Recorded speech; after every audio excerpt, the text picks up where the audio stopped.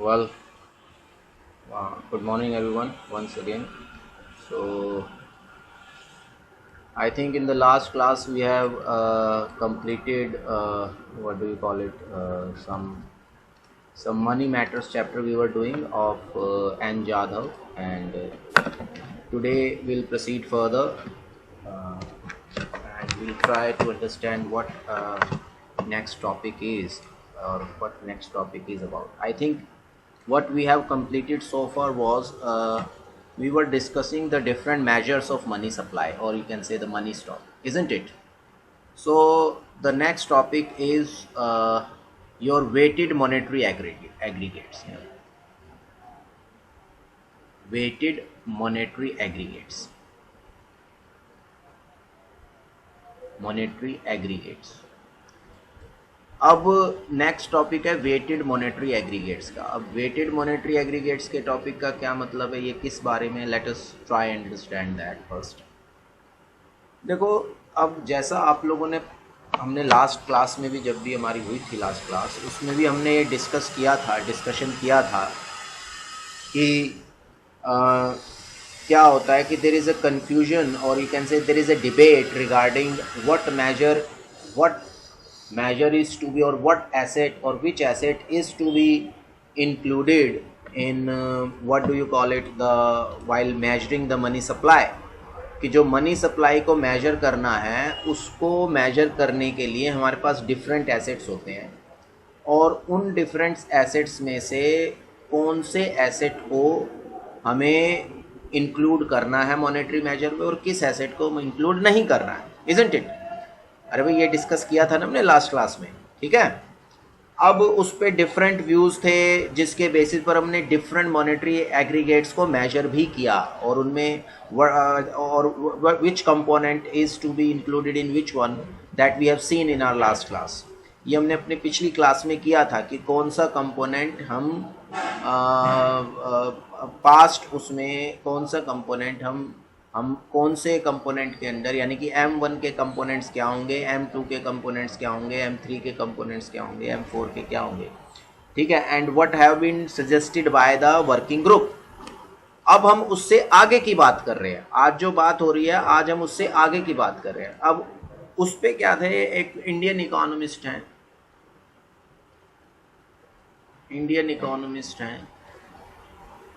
I don't know his full name, but he is something called Cheti, ठीक है, his name is Cheti. इन्होंने एक research article लिखा 1969 में, एंड ही सेड, इन्होंने इस आर्टिकल में क्या डिबेट शुरू की, ही सेड कि ईच मॉनेटरी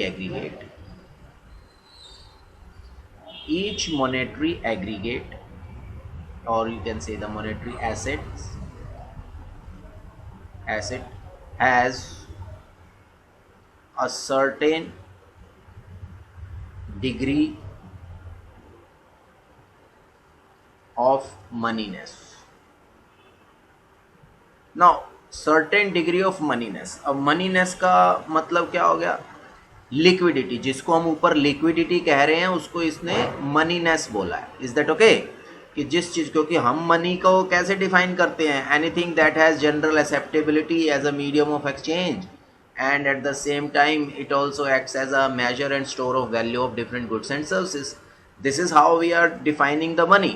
तो what does this actually means कि इसी चीज़ को, ये जो इसकी डेफिनेशन है, जो मनी के फंक्शंस है, जो मनी की फिजिकल प्रॉपर्टीज़ है, जो मनी की what do you call it, functional properties हैं, उन सब को रिप्रेजेंट किया इन्होंने एक वर्ड से, मनीनेस। कि वो उस हर एसेट, कोई भी एसेट है वो एसेट ऐसा है जिसमें कुछ ना कुछ डिग्री ऑफ मनीनेस है, यानी कि उसमें कुछ ना कुछ रिप्रेजेंटेटिव ऑफ मनी है, उसमें कुछ ना कुछ ऐसा एसेट है जो कि मनी को रिप्रेजेंट करता है, ठीक है, ठीक है। अब इसलिए क्या था कि जो भी हम मॉनेटरी एग्रीगेट बनाते हैं, कि जब भी हम मॉनेटरी मेजर्स को कंस्ट्रक्ट करेंगे, जब भी मॉनेटरी मेजर्स को हम बताएंगे, उसमें हम क्या करेंगे, हम ये नहीं देखते कि भाई हाउ मच एसेट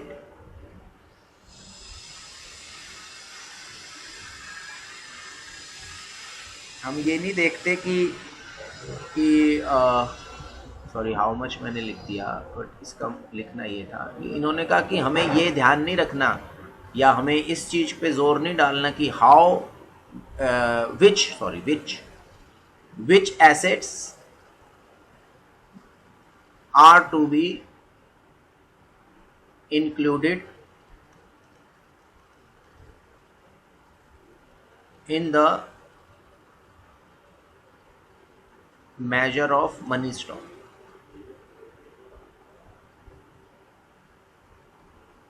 कि मनी स्टॉक को मेजर करते वक्त हमें ये बात ध्यान में नहीं रखनी कि which assets are to be included, बल्कि हमें इस बात को ध्यान में, ये somebody has joined I think Shivam Kumar, तो इसका मतलब हमें इस बात पे ध्यान नहीं देना कि which asset are to be included, हमें इस बात पे ध्यान देना है इंस्टेड हमें किस बात पे ध्यान देना, हमें इस बात पे ध्यान देना how much of each asset, how much of, यानी कि हमें इस चीज पे ध्यान नहीं देना कि भाई कौन से एसेट को इंक्लूड करें कौन से को इंक्लूड ना करें। कहते हैं ये तो है ही है बात, ये तो बात है ही, ये तो डिसाइड करना ही पड़ेगा इसको इंक्लूड करना इसको नहीं करना मनी स्टॉक को मेजर करते हैं। यानी कि टाइम डिपॉजिट को फिक्स डिपॉजिट जैसे हो गया तो उसे इंक्लूड करें या ना करें, ठीक है। कहता है इसके अलावा एक क्वेश्चन और है, कहता है इसके अलावा बात क्या है, इसके अलावा अपार्ट फ्रॉम दिस हमें इस चीज़ को ध्यान में नहीं रखना कि किसको इंक्लूड करें किसको नहीं करें, इस बात पर ज़्यादा ध्यान देना है कि कौन से एसेट का कितना प्रोपोर्शन उसमें ऐड किया जाए। यानी कि एक तरीके से how much of what do you call it each asset, how much of each monetary asset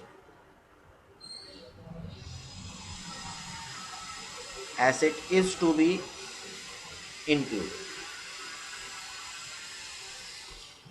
कहता है सिर्फ इस पर ध्यान नहीं देना, ध्यान तो हमें इस बात पर देना चाहिए। उसका रीज़न ये है कि हर एसेट में जो है मनीनेस की जो डिग्री है वो अलग है, किसी में मनीनेस की डिग्री ज़्यादा है किसी में मनीनेस की डिग्री कम है। Is that okay? तो कहता है जिसके कारण क्या है, अब क्या हुआ कि जो टाइम बीत रहा है यानी कि by the pass of time what is happening कि बहुत सारे एसेट्स ऐसे हैं जो मनी की फीचर्स को मनी के कैरेक्टरिस्टिक को फुलफ़िल करते हैं। वो हम पीछे डिस्कस कर चुके हैं अपनी क्लास में, ठीक है ना, वो हम अपनी पिछली जो क्लासेस हैं उनमें हमने डिस्कशन किया है, काफ़ी डिटेल डिस्कशन। तो वो मैं बार बार उन एसेट्स को मैं लिखूंगा नहीं, पर जस्ट फॉर द सेक कि समझाने के पॉइंट ऑफ व्यू से मैं आपको बता रहा हूँ, याद दिला रहा हूँ। तो बहुत सारे एसेट्स हैं वो करते हैं। तो कहता है कि जब हम ये डिसाइड करें कि कौन से एसेट को इंक्लूड करना है कौन से को नहीं, तो उसमें हमें इंक्लूड करने के मैकेनिज्म को भी ध्यान में रखना है। This is what what do you call it mister Chetty is being emphasising on, कि मिस्टर चेट्टी जो है वो इसी बात को एम्फसाइज कर रहे हैं अपने रिसर्च आर्टिकल, ठीक है ना। तो दूसरी बात रीजनिंग क्या कहता है, भाई क्यों ऐसा होना चाहिए, ऐसा क्यों करना चाहिए, तो उसका रीज़न कहता है कि 1980s जो है, कहता है 1980s के बाद जो है क्या हुआ है कि जो फाइनेंशियल मार्केट है, मार्केट्स जो है किसकी, ऑफ इंडस्ट्रियल कंट्रीज की, इंडस्ट्रियल कंट्रीज यानी कि डेवलप्ड नेशन की बात कर रहे हैं, डेवलप्ड कंट्रीज की बात कर रहे हैं कि जो फाइनेंशियल मार्केट है डेवलप्ड कंट्रीज की, वो डेवलप्ड कंट्रीज की फाइनेंशियल मार्केट वो क्या हो गई हैं, एक तरीके से उनमें चेंजेस आए हैं, उनमें एक तरीके से क्या आए हैं, चेंजेस आए हैं कि जो फाइनेंशियल मार्केट है उनमें चेंजेस आए हैं over the period of time. जैसे डीरेगुलेशन हो गया है, डीरेगुलेशन मतलब पहले गवर्नमेंट रेगुलेशन से चलते थे, अब प्राइवेटाइजेशन भी हो रहा है, ठीक है। उसके साथ साथ दूसरा क्या कह रहे हैं कि जो new sort of financial instruments financial instruments जो हैं, फाइनेंशियल इंस्ट्रूमेंट्स हैं जो वो एमर्ज हो रहे हैं। तो इसलिए क्या है कि ये जो मॉनेटरी इंस्ट्रूमेंट्स यानी कि नए सॉर्ट के जो इंस्ट्रूमेंट्स जनरेट हुए हैं, जो डीरेगुलेशन हुआ डेवलप्ड कंट्रीज़ का, ठीक है, ऐसे ही चेंजेस आए हैं डेवलपिंग नेशंस में भी, ऐसे ही डेवलपिंग नेशंस में भी चेंजेस आए हैं। पर जैसे हम इंडिया की बात करें तो हमारी कंट्री में चेंजेस आए हैं 1990s के बाद, ठीक है ना। जैसे डेवलप्ड नेशन में 90s 80s के बाद चेंजेस आए, इसी तरह के चेंजेस हमारी कंट्री में 1990s के बाद आए हैं, जो हमने पीछे डिस्कस किया था क्लास में कि भाई 1991 में जो NEP new economic policy adopt की थी तो उसमें तो वो आए हैं। तो कहते हैं जब ये इस तरह के चेंजेस आए डेवलप्ड नेशन में, तो जो डिस्कशन का जो फोकस है वो चेंज हो गया। यानी कि डिस्कशन का जो फोकस था वो अब हो गया कि कौन से फाइनेंशियल इंस्ट्रूमेंट के कितने पार्ट को मनी के मेजर में इंक्लूड किया जाए और कितने पार्ट को इंक्लूड ना किया जाए, किस हिस्से को इंक्लूड किया जाएगा और किस हिस्से को इंक्लूड नहीं किया जाएगा। कहता है डिबेट यहाँ से शुरू हो गई। अब जब यहाँ से ये डिबेट शुरू हुई तो उसके बाद आगे कैसे बढ़ी, कहते हैं कि भाई ऐसा है कि सबसे पहले बात आती है कि देर आर, जो वो रिपीट करता है, देर आर डिफरेंट और you can say the various what do you call it, financial assets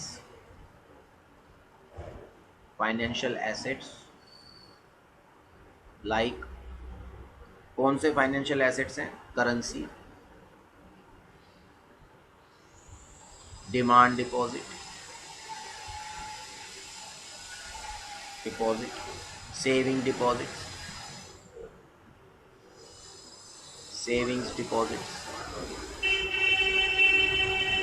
time deposits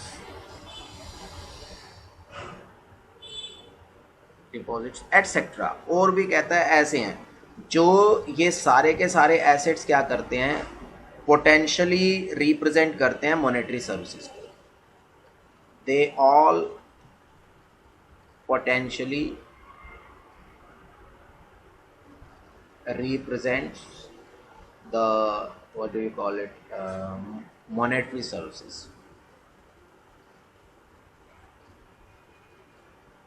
monetary services का मतलब वही कि जो मनी के फंक्शंस हैं। और ऐसे ही कहता है एटसेट्रा, और भी बहुत सारे हैं, जैसे हमने पोस्ट ऑफिस सेविंग्स भी लिया हुआ है, एटसेट्रा और भी हैं। तो कहता है कि जो कन्वेंशनल मैकेनिज्म है उसमें आप एक अप्रोच अडॉप्ट कर रहे हो कि मनी स्टॉक को मेजर, यानी कि approach to measure the money stock। Money stock को मेजर करने की अप्रोच क्या है, कन्वेंशनल अप्रोच है। अब कन्वेंशनल अप्रोच किस तरह से है, कहता है कन्वेंशनल अप्रोच जो अडॉप्ट की हुई है वो अडॉप्ट की हुई है क्या, simple some monetary aggregates.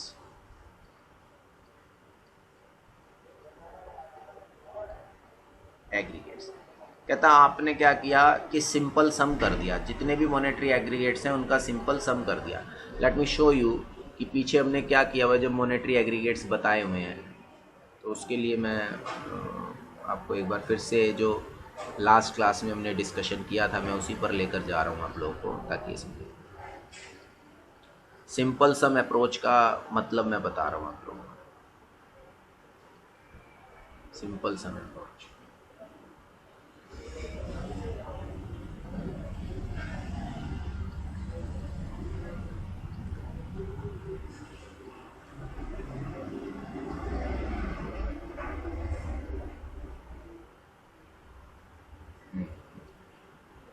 Hold on,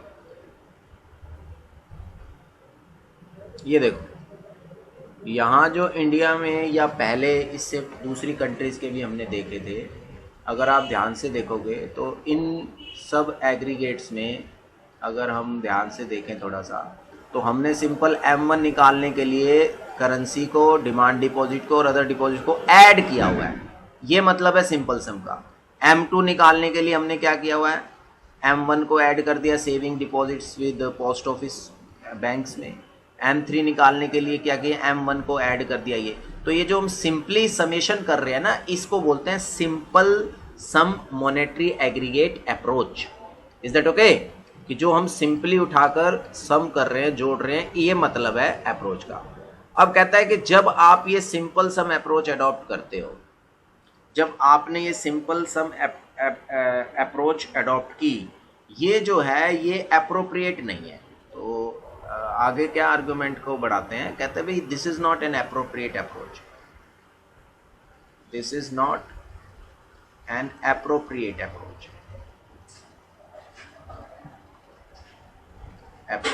अब सवाल है भाई अप्रोप्रिएट अप्रोच क्यों नहीं है? तो कहता है it has some limitations, it has some shortcomings. कि जब आप सिंपली सम करते हो एग्रीगेट्स को, मॉनेटरी एग्रीगेट्स को, तो इसमें कुछ ना कुछ शॉर्टकमिंग्स है। शॉर्टकमिंग्स यू कैन से, और you can say it has its own limitations. अब लिमिटेशंस क्या है, लेट अस सी दैट, कि वो क्या लिमिटेशंस है जिसकी वजह से ये सिंपली डायरेक्ट सम करना उचित नहीं है, ठीक नहीं है। ठीक है, let us see what are the different limitations associated with this simple sum approach. So how he explains this, he says there are two basic limitations that needs to be mentioned. Now the first limitation is what it says, कि it gives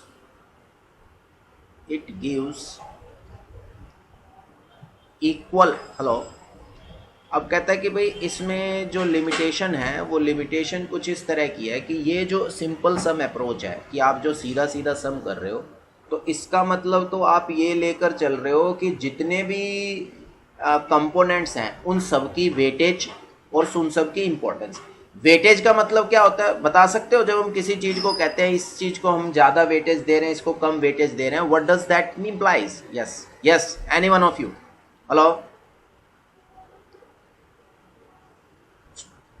students, आप बता सकते, आप में से कोई जानता है जब हम ऐसा कहते हैं किसी को कि इस बात को इतना वेटेज क्यों दिया जा रहा है, तो इस लाइन से हमारा क्या मतलब होता है? वेटेज वर्ड से हम क्या हमारे माइंड में इंप्रेशन जाता है? यस, हाँ, Manan Thakkar, yes, speak, what have you said?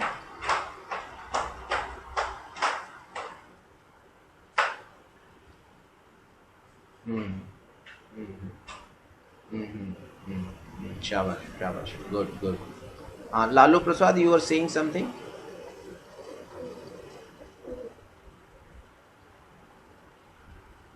Yes, Lalu प्रसाद।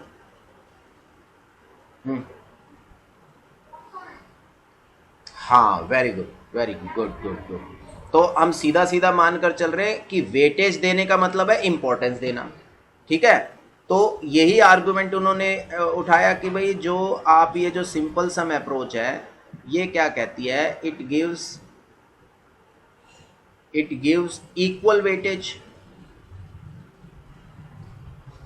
और equal weights to all components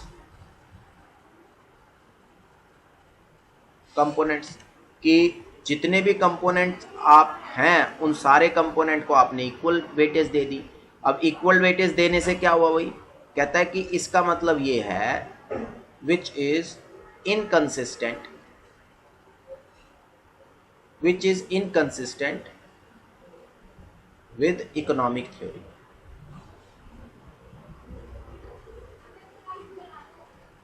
मतलब कि जो आपने इक्वल वेटेज दे दी वो इकोनॉमिक थ्योरी से इनकंसिस्टेंट होगी। अब सवाल है क्यों हो गई? यानी कि आपने सबको इक्वल इंपॉर्टेंस दे दी। अब इक्वल इंपॉर्टेंस कैसे दे दी? अब ध्यान से देखते हैं ज़रा क्या मतलब हुआ। जैसे मैं एग्जांपल ले लेता हूँ, एग्जांपल के तौर पर ले लेता हूँ समझाने के लिए इक्वल वेटेज का मतलब क्या है और वो क्यों इनकंसिस्टेंट। कहता आपने M1 कैलकुलेट किया, M1 में आपने क्या किया, C plus DD plus OD को ले लिया, तो C हो गई करेंसी डिपॉजिट, D हो गई डिमांड डिपॉजिट। सब मैं इनका एक्सप्लेनेशन पूरा एलेबोरेशन नहीं कर रहा हूँ क्योंकि हम ये काफ़ी दिनों से यही सब पढ़ते आ रहे, तो अब आपको ये याद होना चाहिए किसका क्या मतलब है। ये अदर डिपॉजिट्स विद आरबीआई हो गई। कहता है फिर आपने M2 निकाला, तो आपने M2 निकाला तो M1 plus total post office savings ले लिया, टोटल पोस्ट ऑफिस सेविंग्स। और जब आपने M3 निकाला तो आई थिंक आपने लिया M1 plus time deposits etcetera. ऐसे ही आपने M4 निकाला और M4 में फिर वही M3 plus total post office savings. अब अगर इसको हम ध्यान से देखें तो यानी कि M1 में, अब मैं अगर आपसे कोई पूछे कि M1 में करेंसी डिपॉजिट की कितनी इंपॉर्टेंस है, तो वो इंपॉर्टेंस कैसे पता चलेगी? उसके शेयर से। हेलो, तो यानी कि आपने 1/3 इंपॉर्टेंस इसको दी, 1/3 इंपॉर्टेंस इसको दी, 1/3 इंपॉर्टेंस इसको दी। जबकि अगर हाँ हम मनीनेस, जिसको उन्होंने बोला है मनीनेस या आप कह लीजिए लिक्विडिटी, ठीक है, मनीनेस से मतलब है लिक्विडिटी की। अगर आप मनी की डेफिनेशन ले और मनीनेस की डिग्री को मेजर करें या लिक्विडिटी की डिग्री को मेजर करें, तो कहता है करेंसी की लिक्विडिटी ज्यादा है डिमांड डिपॉजिट से, और डिमांड डिपॉजिट की ज्यादा है इससे। और इसी तरीके से इसका मतलब हो गया M1 की डिग्री ऑफ लिक्विडिटी ज्यादा होगी टोटल पोस्ट ऑफिस सेविंग से, और इसकी डिग्री टाइम डिपॉजिट की डिग्री इससे ज्यादा होगी। तो कहता है बट आपने जब सिंपल सम किया, यानी कि जब हम सिंपल समेशन कर रहे हैं तो सबको आप बराबर वेटेज दे रहे हैं, जबकि इकोनॉमिक थ्योरी हमें ये बताती है कि भाई करेंसी जो है वो सबसे ज़्यादा लिक्विड फॉर्म है, उससे कम लिक्विडिटी डिमांड डिपॉजिट्स में, उससे कम लिक्विडिटी टाइम डिपॉजिट्स में, उससे कम लिक्विडिटी फिर गोल्ड में है, उससे कम लिक्विडिटी फिर शेयर डिवेंचर्स। मतलब इस तरह से हम देखते हैं लिक्विडिटी को या मनीनेस को कि कौन कितना ज़्यादा बेटर रिप्रेजेंटेटिव है मनी का। तो कहता है पहली लिमिटेशंस तो ये है। Is that okay? हेलो, अरे भाई क्या आप लोगों को ये फर्स्ट लिमिटेशन समझ में आई है? ठीक है, किसी ने कोई डाउट, कोई सवाल पूछना है अब तक का जितना डिस्कशन हुआ उससे रिलेटेड? हेलो, ठीक है, चलिए फिर मैं आगे बढ़ता हूं। दूसरी शॉर्टकमिंग क्या है, या दूसरी लिमिटेशन क्या है? दूसरी शॉर्टकमिंग है कि सिंपल सम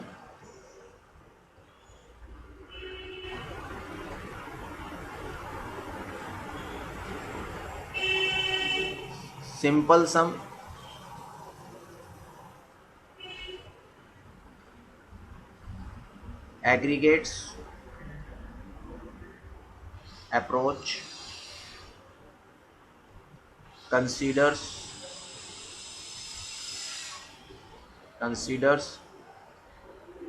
each component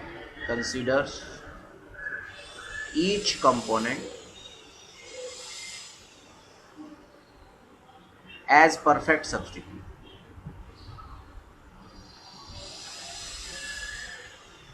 कि जो सिंपल मॉनेटरी एग्रीगेट है वो हर एक कंपोनेंट को क्या समझती है? परफेक्ट सब्स्टिट्यूट के रूप में देख रही है।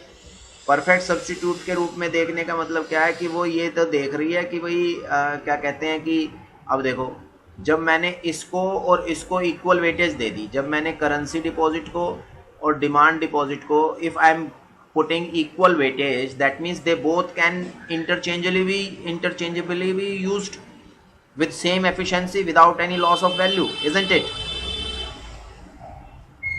Yes or no?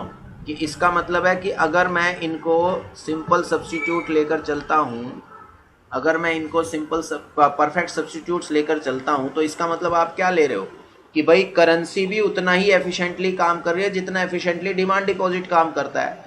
जबकि लिक्विडिटी को देखें और मनीनेस को देखें तो ऐसा पूरी तरह से सही नहीं है कि आप देखो आपके अकाउंट में पैसे पड़े हैं, आप किसी दुकानदार से सामान खरीद रहे हो या बहुत से लोगों से सामान खरीद रहे हो, आप उसको जो ट्रांसफ़र करते हो आइदर चेक के थ्रू करते हो या आरटीजीएस करते हो, इस तरह से करते हो, यस और नो? तो जब आप वो ट्रांसफ़र करते हो तो कैश को एक्सेप्ट करने में इतना मुश्किल नहीं होती लोगों को, जितना मुश्किल या जितनी वो एक तरीके से अपनी रिलक्टेंस शो करते हैं डिमांड चेक को एक्सेप्ट करने में, या मान लीजिए आप ऑनलाइन ट्रांसफर में, ठीक है, हेलो, ठीक है ना। तो कहता है इसलिए they are not perfect substitutes, इसलिए आप इनको परफेक्ट सब्सटीट्यूट, जो सिंपल मॉनेटरी एग्रीगेट है वो इनको अगर परफेक्ट सब्सटीट्यूट कंसीडर कर रही है, दैट इज इनकरेक्ट। कहता है परफेक्ट सब्सटीट्यूट की जगह इम्परफेक्ट सब्सटीट्यूट्स होने चाहिए, यानी कि instead they are imperfect substitute, instead they are imperfect substitutes, substitutes कि कहता है कि एक्चुअल में वो क्या है कि वो सारे के सारे जो क्या कहते हैं कि what do you call it, measures हैं या इंस्ट्रूमेंट्स हैं, वो परफेक्ट सब्सटीट्यूट नहीं है, वो इम्परफेक्ट सब्सटीट्यूट हैं। यानी कि कैश को, डिमांड डिपॉजिट कैश को पूरी तरह से सब्सटीट्यूट नहीं करता, टाइम डिपॉजिट कैश को पूरी तरह से सब्सटीट्यूट नहीं करता। ऐसे ही टाइम डिपॉजिट या फिक्स डिपॉजिट जिसको कह रहे हैं, तो वो फिक्स डिपॉजिट जो है वो डिमांड डिपॉजिट को परफेक्ट सब्सटीट्यूट नहीं कर रहा। पोस्ट ऑफिस सेविंग्स जो हैं वो टाइम डिपॉजिट को या करेंसी को, या मान लीजिए डिमांड डिपॉजिट है या सेविंग बैंक अकाउंट डिपॉजिट है, उसको पूरी तरह से सब्सटीट्यूट नहीं कर रहा है। Is that okay? तीसरी बात कहता है कि भाई जो सिंपल मॉनेटरी एग्रीगेट है, इसमें सिंपल सम एग्रीगेट्स की जो अप्रोच है, इस अप्रोच में बेसिकली ये जो है ये अकाउंटिंग मेजर्स हैं,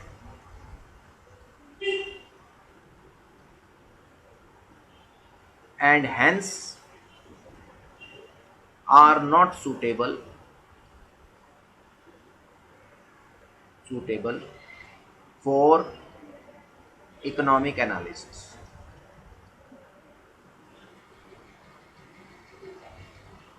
कहता है अकाउंटिंग पर्पस के लिए तो ठीक है भाई कि ये अकाउंटिंग मेजर्स है, आपने देखना है टोटल कितना है तो आपने टोटल कर लिया और टोटल करके निकाल लिया, तो आपका अकाउंटिंग का काम तो हो गया सिर्फ कि अकाउंट्स आप सिंपली मेंटेन कर लोगे, कितने पैसे कहाँ से किस फॉर्म में हमारे पास फंड्स पड़े हैं या मनी है। कहता बट जब आप इकोनॉमिक एनालिसिस करने चलोगे, यानी कि जब हमें इकोनॉमिक एनालिसिस करना है, जिस टाइम पे हम इकोनॉमिक एनालिसिस करेंगे सिचुएशन को या इन मेजर्स के बेसिस पर जब हम इकोनॉमिक एनालिसिस करने बैठेंगे, then it would not be much effective. उस टाइम ये इतने ज़्यादा इफेक्टिवली काम नहीं करेंगे, उस टाइम ये इतने ज़्यादा असरदार या इतने फ़ायदेमंद नहीं होंगे, क्योंकि इकोनॉमिक एनालिसिस का मीनिंगफुल होना ज़रूरी है कि नहीं? मीनिंगफुल होना ज़रूरी है। मान लीजिए इस तरह का कोई मेजर है जिससे आप सिर्फ टोटल जान पा रहे हो, पर जब आप उसका जो इफ़ेक्ट देखना है, इफ़ेक्टिवनेस नहीं देख पा रहे हो कि किस मेजर के कितने बढ़ने से या कितने कम होने से ओवरऑल मनी सप्लाई पे या मनी स्टॉक पे किस प्रोपोर्शन में इफेक्ट पड़ा है, तो कहता है कि फिर तो वो किसी काम का नहीं है, क्योंकि वो इकोनॉमिक एनालिसिस तो मीनिंगफुल नहीं रहेगा जब तक आप उसके असर को क्वांटिफाई ना कर सकें। तो कहता है कि जो अकाउंटिंग पर्पस है उसके लिए तो ये ठीक है, बट जो इकोनॉमिक एनालिसिस है उसके पॉइंट ऑफ व्यू से ये अप्रोच सूटेबल नहीं है। तो अब सवाल आता है तो भाई फिर इसकी जगह क्या किया जाए कि चलो भाई ये तो आपने कह दिया ठीक नहीं है, अब तो फिर ये बताओ कि ठीक क्या है। ठीक है, तो उसके लिए कहता है इंस्टेड ऑफ सम देने की बजाय सम अप्रोच कि मॉनेटरी एग्रीगेट्स ड्यूली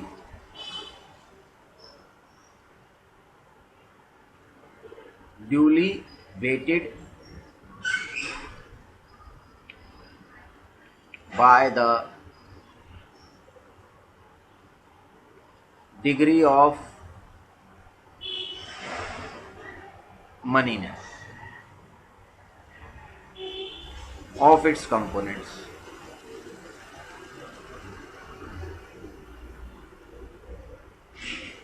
तो कहता है इसलिए जो हमें अप्रोच अडॉप्ट करनी है वो वेटेड मॉनेटरी एग्रीगेट्स की अप्रोच अडॉप्ट करनी है, यानी कि ड्यूली वेटेड। अब उनको वेट देना है किसके अनुसार? डिग्री ऑफ मनीनेस के अनुसार, यानी कि सिंपल समेशन में तो हम क्या करेंगे कि सबको इक्वल वेट दे रहे हैं, तो कहता है आपने सम करना आप करिए, पर उसके सम करने से पहले आपको इनको वेट देना पड़ेगा कि इसका कितना इंपॉर्टेंस है, इसकी कितनी इंपॉर्टेंस है, इनकी कितनी इंपॉर्टेंस है, फिर इसकी ओवरऑल कितनी इंपॉर्टेंस है रिलेटिव टू इसके, और इसकी कितनी इंपॉर्टेंस है।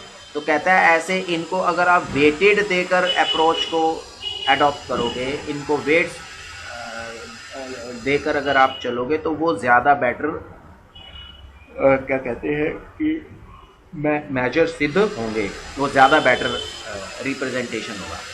अब इसमें कहता है कि ये सब पॉसिबल है, this all is possible in case of developed Nations, in case of developed Nations, कि जो डेवलप्ड नेशंस हैं उनके केस में तो ये पॉसिबल है कि आप वेटेड दे दीजिए, क्योंकि वहाँ पर जो इंस्ट्रूमेंट्स हैं, जो डेटा कलेक्शन है, वो बहुत सारी प्रैक्टिकल और कंसेप्चुअल चीज़ें जो हैं वो डेवलप्ड नेशंस में हैं। But as far as developing nation is concern, as far as developing nations is concern, nations are concerned कि the weighted monetary aggregate approach is not suitable।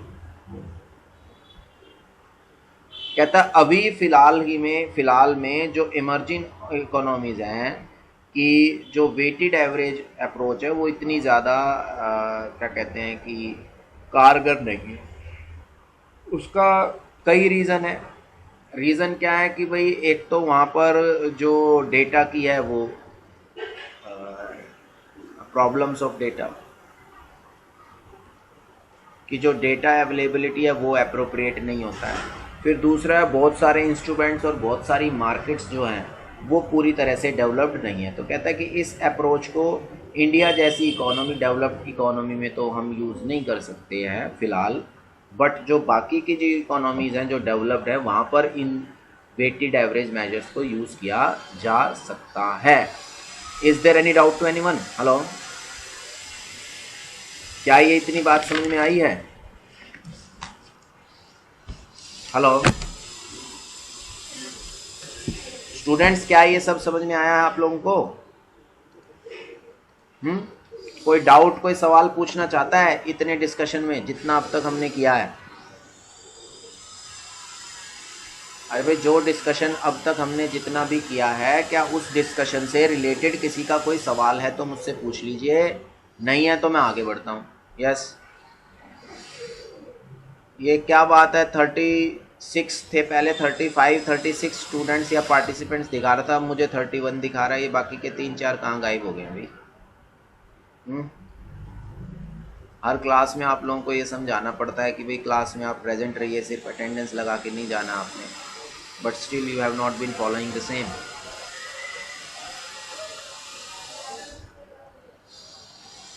Anyways, if you do not have any question and queries, then I'll proceed further. Now comes the next topic.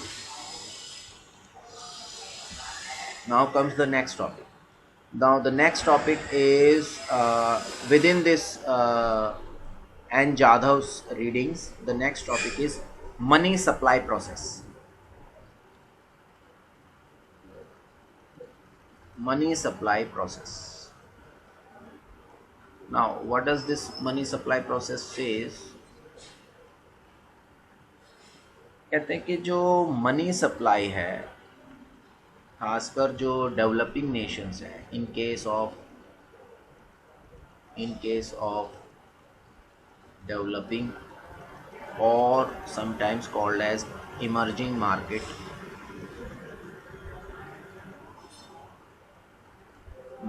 Economy,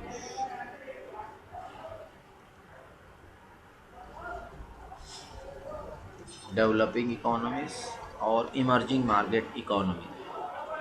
कहता है इसमें money stock को आप कैसे determine करते हैं? कहता है इसमें जो हम मनी स्टॉक को डिटरमाइन करेंगे, इसमें 2 अप्रोच है हमारे। कहता है देयर आर टू अप्रोचेस।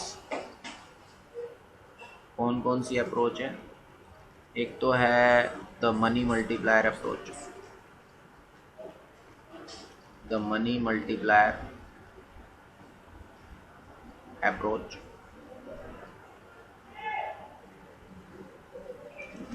और दूसरा है बैलेंस शीट और स्ट्रक्चरल अप्रोच।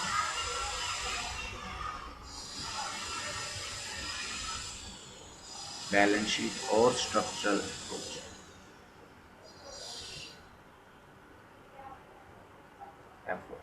ठीक है। अब आपका जो रीडिंग्स हैं जो सजेस्ट की गई हैं उनमें बैलेंस शीट या स्ट्रक्चरल अप्रोच को हम कंसीडर नहीं करेंगे, क्योंकि ये अप्रोच आपके इस रीडिंग्स के हिसाब से, जो सजेस्टेड रीडिंग्स हैं सिलेबस है उसके हिसाब से इसको दिया नहीं गया है। ठीक है, हम डिस्कस करेंगे मनी मल्टीप्लायर अप्रोच। हाउएवर हम इसको इन जनरल तो डिस्कस कर चुके हैं, बट अब इसको हम डिस्कस करेंगे एक तरीके से इंडियन कंटेक्स्ट में। क्या मेरी बात समझ में आ रही है आप लोगों को?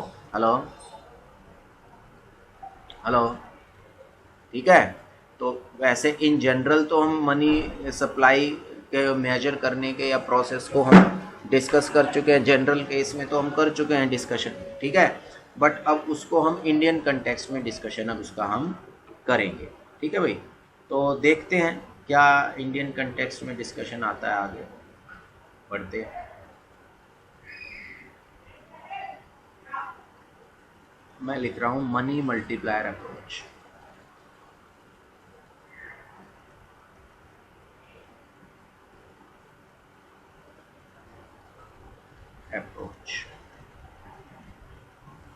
अब मनी मल्टीप्लायर अप्रोच क्या है?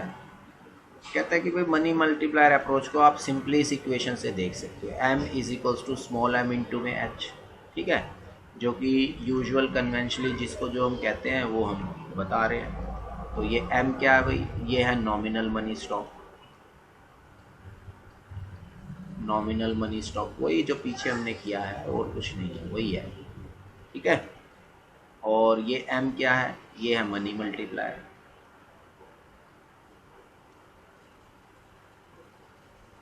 मल्टीप्लायर, ठीक है। जो h है, h क्या है? ये है एक तरीके से इंडियन कंटेक्स्ट में है तो इसको लिखा गया है nominal reserve money. Reserve money आपको याद होगा जो h है, h के मैंने डिफरेंट नेम्स आपको बताए थे। कौन कौन से नाम है बताइए सभी लोग कि h। हाँ चलो शाबाश। हाँ, मॉनेटरी बेस। एक मिनट जल्दीबाजी नहीं करनी, जल्दबाजी नहीं, एक एक करके बताइए। होल्ड ऑन, ये शायद चलिए बताइए। मॉनेटरी बेस, दूसरा शाबाश। हाँ, हाई पावर्ड मनी, यस शाबाश। नेक्स्ट रिजर्व मनी, शाबाश, रिजर्व मनी, ठीक है। Next, yes, the next was base money, ठीक है। ये सारे एच के ये नाम है। तो देखो रिजर्व मनी नाम है ना, तो इंडियन कंटेक्स्ट में हम इसको एच हाई पावर्ड मनी नहीं बोलते, मतलब इसका हाई पावर्ड मनी से ही है, बट उसको हम क्या बोल रहे हैं? रिजर्व मनी बोल रहे हैं। Is that okay? ठीक है। तो कहता है ये तो हो गया जनरल, कहता है बट इसको और हम स्पेसिफिकली और एलोबरेट करके इस फॉर्मूले को लिख सकते हैं। कहते हैं भाई वो कैसे लिख सकते हो एलोबरेट करके? कहता है हम ऐसे लिख सकते हैं कि m is equals to small m with in braces dot into h। अब ये स्मॉल m इंटू डॉट, इसको ये लिखने का मतलब क्या हो गया? ये मनी मल्टी है तो ये मनी मल्टीप्लायर ही है, तो ये मनी मल्टीप्लायर ही, this is the money multiplier. पर यहाँ पर हमने दिखाया है money multiplier plier as a function of other variables, as a function of other variables. और जो अदर वेरिएबल्स हैं दे themselves are behavioral in nature। क्या क्या है, जैसे सी डॉट लिखा, जैसे आप लिखते हो currency to deposit ratio, money multiplier function होता है ना, भाई जो हमने पीछे पढ़ा था मनी मल्टीप्लायर, ये हमने क्या इक्वेशन पढ़ी थी, C R plus one upon में C R plus R R D plus E R D, हाँ यही पढ़ा था ना हमने। तो इसका मतलब मनी मल्टीप्लायर भी इन सब से डिटरमाइन होता है, और ये सारे क्या है, बिहेवियरियल एस्पेक्ट है जो पीछे हमने पढ़े थे। तो इसलिए हम जो स्टॉक ऑफ मनी सप्लाई है, nominal stock of money supply है, उसको हम ऐसे भी लिख सकते हैं, और मनी मल्टीप्लायर को ऐसे बता सकते हैं कि it is also a function of certain factors. We have not mentioned any factor over here, but it is a the money multiplier itself is a what do you call it, function of certain factors. Is that okay? Hello. तो इसलिए क्या है, कहता है कि जो money multiplier approach है, कहता है इसलिए जो मनी मल्टीप्लायर अप्रोच है क्या करती है, इसका मतलब क्या हुआ, इसका मतलब ये हुआ भाई, कहता है in general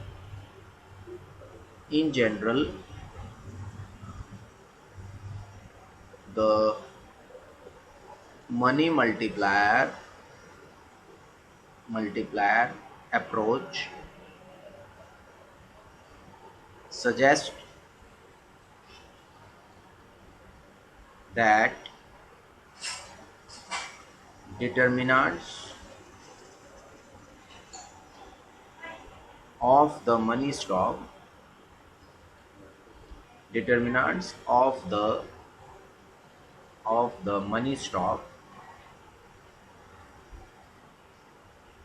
money stock can be classified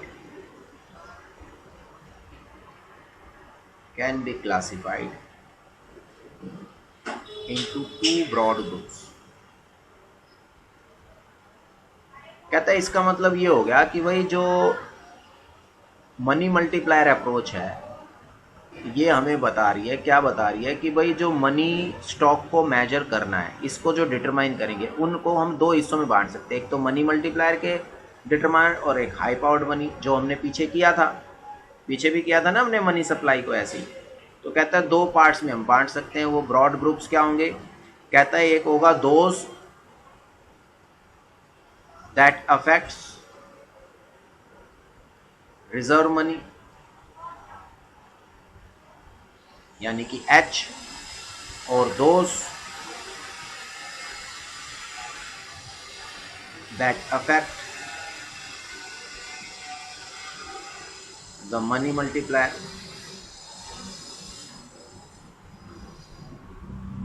affect the money multiplier, जिसको हम M कह रहे हैं। यानी कि अब मनी स्टॉक को जो डिटरमाइन करेंगे फैक्टर्स, वो दो हिस्सों में हमने बांट लिए, जैसा हमने पहले भी डिस्कस किया, रिजर्व मनी और इसके फॉर्म में। Is that okay? तो अब पहले हम देखेंगे रिजर्व मनी के बारे में, ठीक है भाई? हेलो, ठीक है। अब हम पहले देखेंगे रिजर्व मनी के बारे में इंडियन कंटेक्स्ट में, जैसे हमने पहले जनरल कंटेक्स्ट पढ़ा था, अब ये हम रिजर्व मनी का पढ़ेंगे किसमें, Indian context. Is that okay?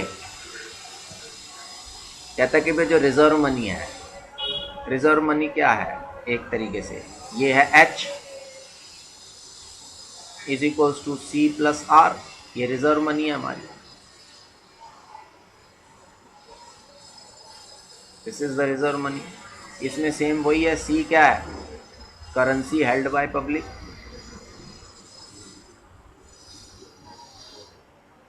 Held by public, ठीक है। और R क्या है, R है बैंक रिजर्व, बैंक रिजर्व, ठीक है। कहता है ये बैंक रिजर्व है। कहता है बट इसको हम और एलेबोरेट कर सकते हैं कि रिजर्व मनी में चेंज के सोर्सेज क्या क्या हैं, कौन कौन सी चीज़ें जो रिजर्व मनी में चेंज को डिटरमाइन करती हैं। तो मैं अब एक तरीके से बैलेंस शीट बना रहा हूँ, एक तरीके से RBI की, as per given in your readings, और उसको मैं आपको समझाने की कोशिश करता हूँ, ठीक है भाई? तो कहता है कि RBI की बैलेंस शीट है, एग्जाम्पल के तौर पर balance sheet of the RBI represent करते हैं। इधर हम लिख रहे हैं what do you call it, liabilities, मैं इसको नेक्स्ट पेज पे बना लूँ क्या, स्पेस थोड़ा मुझे कम लग रहा है, ठीक है। तो मैं ये नेक्स्ट पेज पर बैलेंस शीट को बना रहा हूँ ताकि हम डिटेल डिस्कशन उसका कर सकें। यहाँ मैं बनाता हूँ, यहाँ स्पेस सफिशिएंट है हमारे पास। मैं लिख रहा हूँ balance sheet of RBI, reserve bank of India. Reserve bank of India की बैलेंस शीट क्या है, इधर हम लाइबिलिटीज़ लिख लेते हैं और इधर हम एसेट्स लिख लेते हैं, ठीक है। तो लाइबिलिटीज़ पार्ट में 3 चीज़ें हैं, अभी हम डिस्कस करेंगे कौन कौन सी। फर्स्ट कंपोनेंट है currency with the general public, जिसको आप C लिख रहे हैं, ठीक है। दूसरा है bank reserve,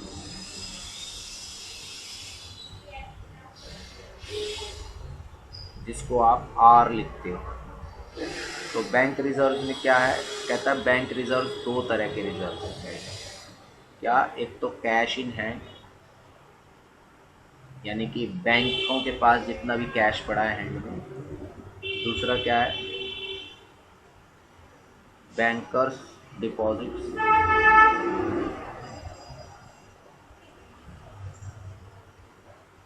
with the RBI, कि RBI के पास बैंकर का कितना डिपॉजिट पड़ा है, ठीक है, बैंकों का कितना डिपॉजिट पड़ा है, जिसको हम रिजर्व डिपॉजिट बोलते हैं। और तीसरा कंपोनेंट जो है कहता है net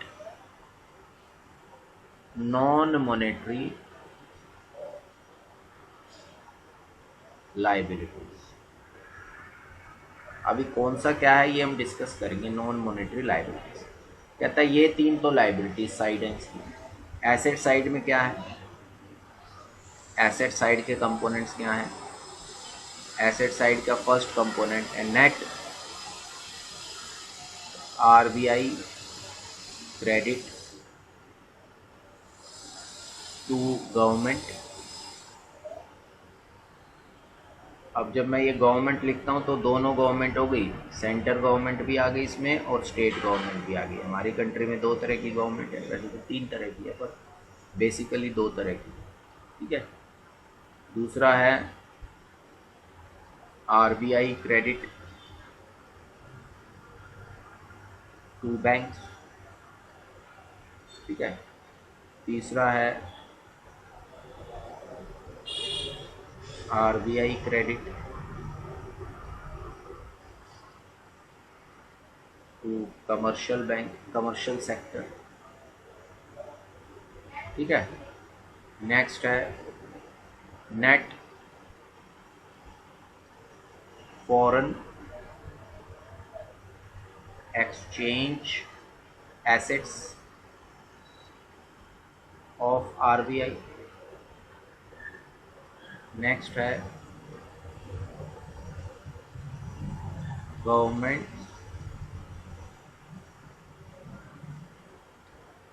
currency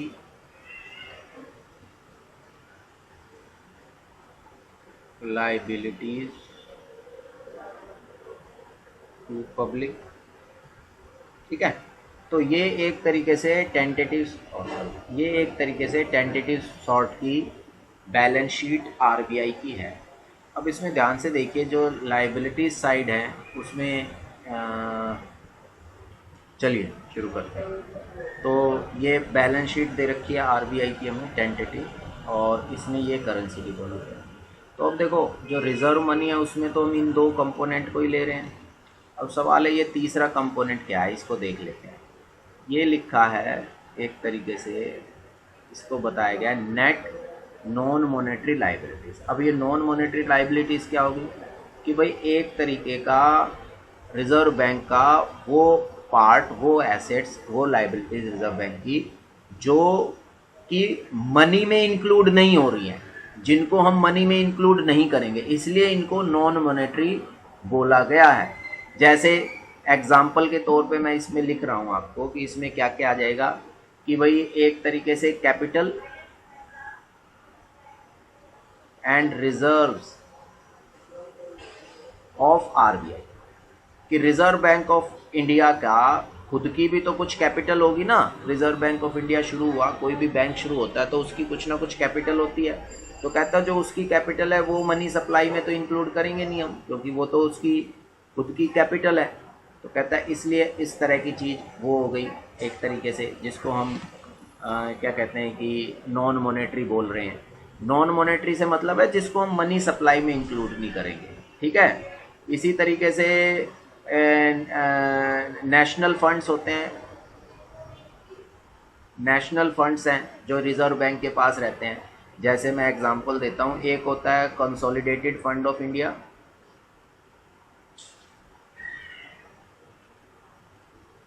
fund of India, और एक होता है कंटिजेंसीज फंड ऑफ इंडिया।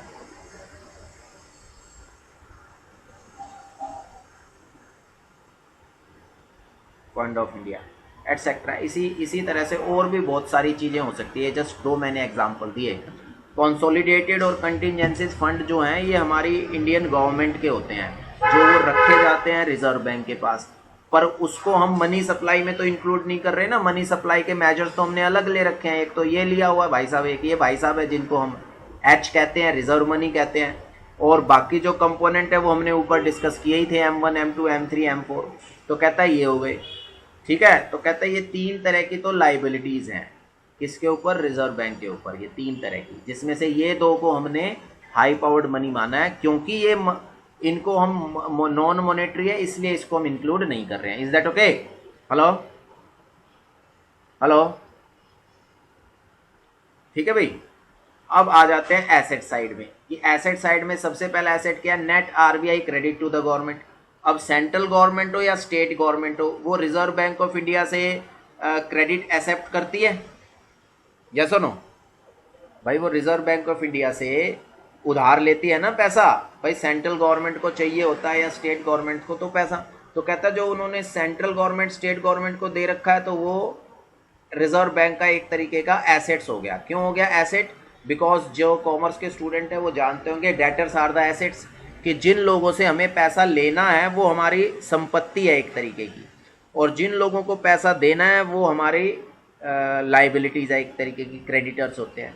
तो जो डेटर्स होते हैं they are always the assets of the individual और द फर्म्स और the entity in regard to which they are debtors, alright. तो इसलिए जो पैसा उधार दे रखा है सेंट्रल स्टेट गवर्नमेंट को, वो दूसरा RBI credit to the banks, की बैंकों को भी उधार देता है रिजर्व बैंक ऑफ इंडिया, जो वो है। RBI credit to the commercial sector, कि भाई जो कमर्शियल सेक्टर है तो कमर्शियल सेक्टर को भी उधार देता है रिजर्व बैंक ऑफ इंडिया, जैसे लोन एडवांस दे देता है किसको, जिसमें कमर्शियल सेक्टर में आ गया एक तरीके से नाबार्ड आ गया। नाबार्ड सुना आप लोगों ने? National bank of agriculture and rural development. Hello, मैं फुल फॉर्म लिख रहा हूँ नाबार्ड की, नाबार्ड, इसकी फुल फॉर्म है national bank of agricultural and rural development. भाई ये बैंक है, ये भी आरबीआई का ही पहले हिस्सा था, पर बाद में इसको अलग से इंडिपेंडेंस बता दिया गया। तो ये जो ये कमर्शियल सेक्टर है, क्यों? क्योंकि ये फाइनेंस करता है किनको, ये फाइनेंस करता है, किसको फाइनेंस कर रहा है? ये फाइनेंस करते हैं आगे रूरल बैंक्स को, जो रूरल रीजनल रूरल बैंक्स जो होते हैं, रीजनल रूरल बैंक्स जो होते हैं ये उनको फाइनेंस करता है। तो एक तरीके से ये अब आरबीआई का हिस्सा नहीं रहा, तो ये एक तरीके से कमर्शियल सेक्टर में आ गया। इसी तरीके से आईडीबीआई है, IDBI industrial development bank of India, ठीक है ना। तो industrial development bank of India ने तो बैंकिंग सर्विसेज अभी थोड़े दिन पहले शुरू किया। आईडीबीआई बैंक सुन रहे होगे आप लोग, और पहले सिर्फ ये फाइनेंशियल सर्विसेज में था, तो इसलिए ये कमर्शियल सेक्टर की बात है कि इनको भी पैसा उधार दे रखा है। इसी तरह से नेट फॉरेन एक्सचेंज एसेट्स की, रिजर्व बैंक ऑफ इंडिया के पास जितने भी फॉरेन एक्सचेंज एसेट्स हैं, फॉरेन एक्सचेंज एसेट्स कौन से हो गए, जैसे करेंसीज एंड डिफरेंट कंट्रीज की जो आरबीआई के पास है, वो ये पार्ट हो गई। उसके बाद है government's currency liabilities to the public. अब ये गवर्नमेंट करेंसी लाइबिलिटीज का मतलब है कॉइन्स से, क्योंकि जो कॉइन्स हैं वो आरबीआई तो इशू करता है, पर वो इशू किसके बिहाफ पर करता है, गवर्नमेंट ऑफ इंडिया के बिहाफ पर करता है। कॉइन्स को government of India, ministry of finance जिसको हम बोलते हैं, government of India, ministry of finance, ministry of finance, इनके बिहाफ पर आरबीआई इशू करता है कॉइन्स। तो वो भी एक तरीके के एसेट हो गए, क्योंकि उसने गवर्नमेंट के बिहाफ पर इशू किए हुए हैं, तो गवर्नमेंट को इतना डिपॉजिट्स तो उतने की वैल्यू आरबीआई को देनी पड़ेगी। तो इसलिए ये तो कहता है कि ये बैलेंस शीट अप्रोच है, बैलेंस शीट अप्रोच कह रहा हूँ, ये सारे कंपोनेंट्स हैं जो रिजर्व बैंक ऑफ इंडिया की या रिजर्व मनी को डिटरमाइन करेंगे। यानी कि आपको क्या करना पड़ेगा कि एक तरीके से जो रिजर्व मनी अगर मुझे निकालनी हो, तो उस रिजर्व मनी को निकालने के लिए क्या करूँगा कि इन सब को ऐड करूँगा और इन सब में से माइनस कर दूंगा इसको, तो बाकी का जो मेरे पास बचेगा वो रिजर्व मनी बच जाएगा। ये दोनों चीजें भाई, इन सब में से इस साइड में से इस साइड को माइनस करूं तो यही डिफरेंस आएगा ना। हेलो भाई, अगर इस साइड के टोटल में से मैं इन दोनों का टोटल माइनस करूं तो ये आएगा ना। हेलो, ठीक है। तो इसीलिए अगर इन दोनों का टोटल निकालना है तो अगर मुझे इन दो कंपोनेंट्स का टोटल निकालना है तो इस सारे टोटल में से मैं इसको माइनस कर दूं, सिंपल यही तो बात है। हेलो, ठीक है। कहता है इस तरह से आप इंडिया में, इस तरह से इंडिया के कंटेक्स्ट में एक तरीके से रिजर्व मनी यानी कि जो एच है उसको डिटरमाइन किया जाता है। ये फैक्टर्स हैं जो उसे डिटरमाइन करते हैं। कौन कौन से फैक्टर्स? ये सारे फैक्टर्स। कौन से फैक्टर्स? ये सारे फैक्टर्स की non monetary, net non monetary liabilities कितनी है बैंक की, ये कितना है, ये कितना है, ये कितना है, इसका कितना कंट्रीब्यूशन है, इसका कितना कंट्रीब्यूशन है, तो इन सब में से ये माइनस होगा तभी तो इसकी वैल्यू आएगी ना। तो कह रहा है ये सारे डिटर्मिनेंट्स हैं। ठीक है, कोई डाउट, कोई सवाल इससे रिलेटेड? हेलो, इससे नो, चलिए तो फिर आगे बढ़ते हैं। अगर इससे रिलेटेड कोई सवाल कोई नहीं है क्वेश्चन तो। अब दूसरा कंपोनेंट क्या था हमारा? Money multiplier. अब इंडियन कंटेक्स्ट में हम मनी मल्टीप्लायर को देखेंगे।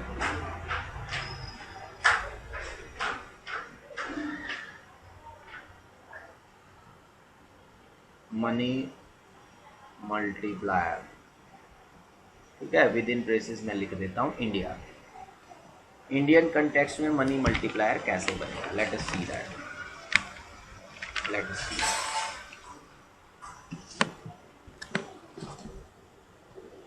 कहते हैं भाई इंडिया में हम मनी मल्टीप्लायर को कैलकुलेट करने के लिए जो यूज़ किया जाता है वो ब्रॉड मनी को यूज़ किया जाता है। ब्रॉड मनी कौन सा कंपोनेंट है, कौन बताएगा मेरे को? Hello, yes. मनी सप्लाई के लिए किसको यूज़ किया जाएगा? ब्रॉड मनी को यूज़ किया जाएगा। यस, कौन बताए? So let's start. तो मनी मल्टीप्लायर इंडिया में डिटरमाइन करने के लिए हम मनी स्टॉक कौन सा ले रहे हैं? ब्रॉड मनी, यानी कि M3 को हम कंसिडर कर रहे हैं। तो इसका मतलब हो गया M3 के हिसाब से क्या हो गया कि M3 इज इक्वल्स टू हो गया स्मॉल m इंटू में h, यही तो होगा ना। ठीक है भाई, जहाँ पर सेम वही है, m small m money multiplier है, ये है। अब एक तरीके से जो M3 है, M3 हमने लिया है करेंसी। M3 क्या होता है? एक तरीके से M1 प्लस टाइम डिपॉजिट्स, यही होता है ना। हेलो हेलो स्टूडेंट्स, यही होता है ना। M3 क्या होता है? M1 plus time deposit.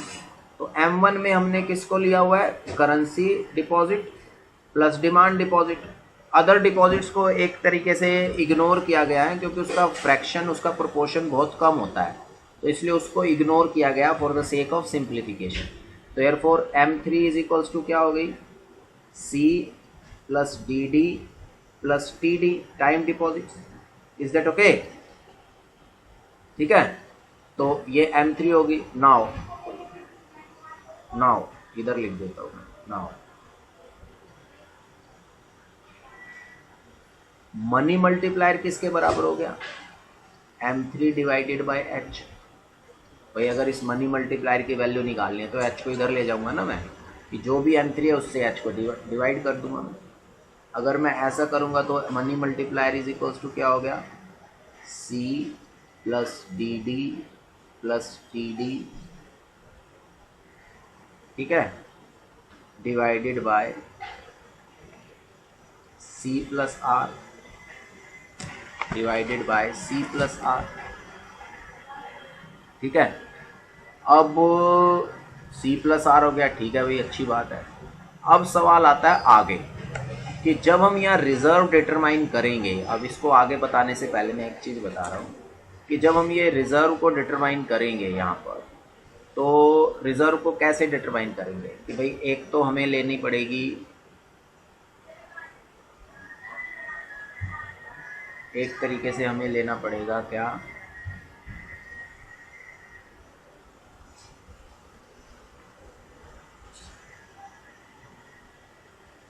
Currency to deposit ratio. तो करेंसी टू डिपॉजिट रेशो होगी CR एक तरीके से, है ना, या जो यहाँ यूज़ किया गया आपकी रीडिंग्स में, मैं उस रीडिंग्स के हिसाब से लिख देता हूँ, उसको इन्होंने सिंपली स्मॉल लेटर्स में C से डिनोट किया है। कि स्मॉल लेटर्स का C है, ये इज इक्वल्स टू हो गया क्या?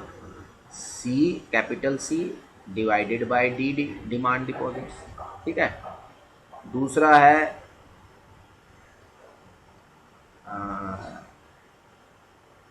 Ratio time deposits to demand deposit ratio, ये होगा ना, ये हो गया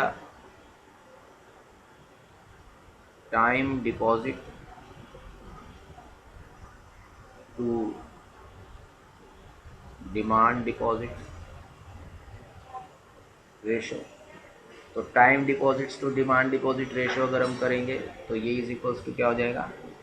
इसको उन्होंने स्मॉल t से डिनोट किया है, स्मॉल t से।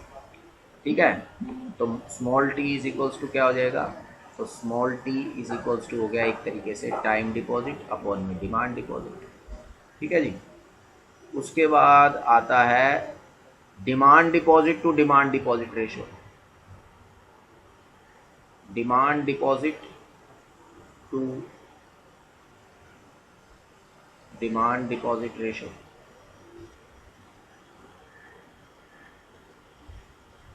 इसको एक तरीके से ये हमारे पास 1 आ जाएगी, क्योंकि ये 1 के बराबर होगी। जब आप DD को डिवाइड करोगे DD से, you will get 1 simply.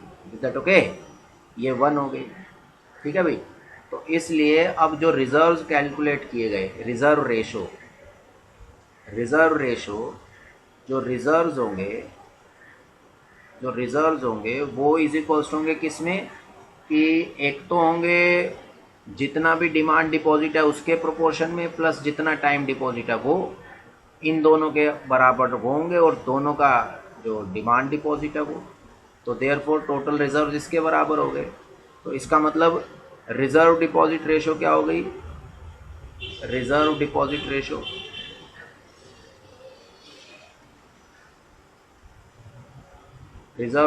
Ratio हो गई ये जो हमने यहाँ लिखा हुआ है, जिसको मैं डिनोट कर दूंगा इससे। तो एक तरीके से ये आ जाएगी यहाँ पर DD divided by DD plus TD divided by DD। तो ये एक तरीके से मेरे पास आ जाएगा क्या? 1 प्लस T। ठीक है भाई, अब जो ये 1 प्लस T है इसके प्रोपोर्शन में रिजर्व के डिपॉजिट होंगे, तो उसको मैं R से मल्टीप्लाई कर दूंगा। तो इसका मतलब क्या हो गया? यहाँ पर मेरे पास जो मनी मल्टीप्लायर आ जाएगा वो इस तरह से आ जाएगा कि C divided by DD plus DD divided by DD plus TD divided by DD whole divided by what? C divided by DD plus R divided by D T, यही तो होगा। अगर इसको मैं सिंप्लीफाई करूँ इन कंटेक्स्ट ऑफ इन सब, जब हम इन सब को देखें कंसिडर करेंगे तो m इज इक्वल्स टू क्या आ जाएगा मेरे पास, यानी कि मल्टीप्लायर इज इक्वल्स टू क्या आ जाएगा, ये आ जाएगा 1, इसको मैंने पहले लिख दिया, ये कैंसिल हो जाएगा तो 1 आ गया, 1 प्लस सी प्लस टी, ठीक है, divided by C plus R with in braces 1 plus T, क्योंकि इसी के प्रोपोर्शन में तो रिजर्व डिपॉजिट होगा ना ये, तो आर इंटू में जो भी रिजर्व डिपॉजिट है इंटू में आर 1 प्लस टी। तो ये मनी मल्टीप्लायर बन गया इंडियन कंटेक्स्ट में, इंडियन कंटेक्स्ट में मनी मल्टीप्लायर ये इसके बराबर होगा। Is that okay? तो इसलिए स्टॉक ऑफ मनी क्या होगा इंडिया में,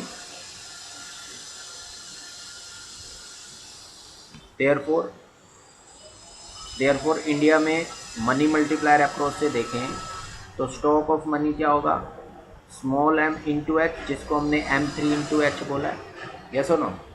और इसको फर्दर मैं लिखूं तो ये हो गया एक तरीके से m is equals to, simplification में m is equals to 1 plus C plus T divided by C plus R with in braces 1 plus T, ठीक है, इंटू एच।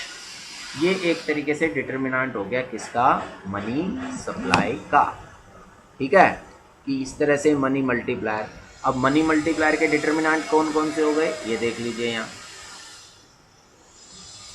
यानी कि मनी मल्टीप्लायर को कौन डिटरमाइन करेगा, करेंसी टू डिपॉजिट रेशो, ये time deposit to total demand deposit ratio, ये R और टी, ये डिटर्मिनेंट हो गए, यानी कि डिटर्मिनेंट्स ऑफ मनी मल्टीप्लायर क्या हो गए, money multiplier, determinants of money multiplier Indian context में कौन कौन से हो गए, small C, R and T, जो कि हम ऊपर डिफाइन कर चुके हैं, आर क्या है, स्मॉल सी क्या है, टी क्या है। Is that okay? हेलो बेटे, समझ में आया है आप लोगों को ये? तो ये सोर्सेज हैं किसके, मनी सप्लाई के, इंडियन कंटेक्स्ट में। अब आज हम इतना ही करेंगे, इससे रिलेटेड ये जो टॉपिक था। अब मुझे लग रहा है कि ये फर्स्ट यूनिट का जो टॉपिक हमारे थे वो लगभग हमारे कंप्लीट हो गए हैं। मैं एक बार रीडिंग्स में चेक कर लूँगा if anything remains over there to be discussed और not. Is that okay? Hello hello, ठीक है। तो हाँ, तो इसके साथ हमारा क्या होगा, मैं थोड़ा ब्रीफ कर देता हूँ। अब हमने आज जितना भी ये डिस्कशन किया है, आज तक के डिस्कशन में मेरे ख्याल से जो फर्स्ट यूनिट है आपके सिलेबस की वो लगभग कंप्लीट हो जाती है।